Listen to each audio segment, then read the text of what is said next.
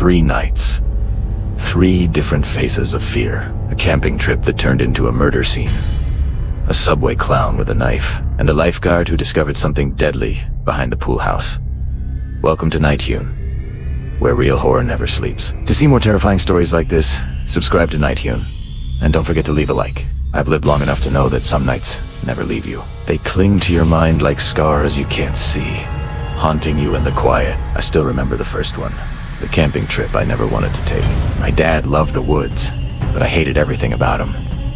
The dirt, the bugs, the sleepless nights. I only went because I was allowed to bring my friend Charles, who loved camping. We ended up at this strange campsite built right next to an amusement park, which already felt wrong, like nature and noise had collided. That night, high and stupid, we decided to climb the roller coaster, just for fun. From the top, the whole park looked dead and ghostly under the moonlight. We froze until the god passed, then ran like hell. The next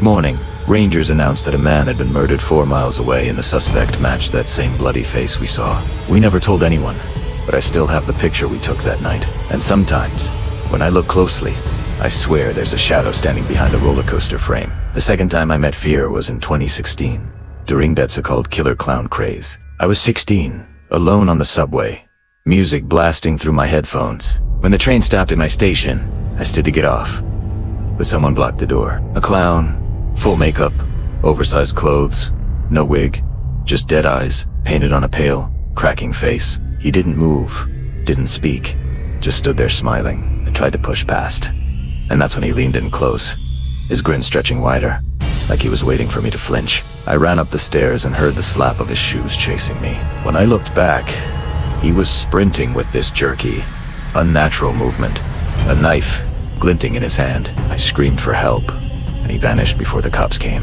They said it was probably a prank, but no prank has ever made my heart stop like that. To this day, every Halloween, when I see a clown costume, I feel my pulse stutter. The last story happened when I was 24, broke and desperate for work. I found a job listing for a night shift lifeguard. Weird hours, high pay, and a strange rule. Spanish speakers will not be considered. I applied anyway, and pretended not to know Spanish. My bosses, Jefe and Esteban, were suspicious from the start. They told me to watch the pool, charge entry fees, and let anyone with a blue wristband into the pool house behind me. 4 weeks, I noticed people going in and out, always carrying more when they came out. When I asked about it, Jefe shut me down. That's when I realized I wasn't guarding swimmers.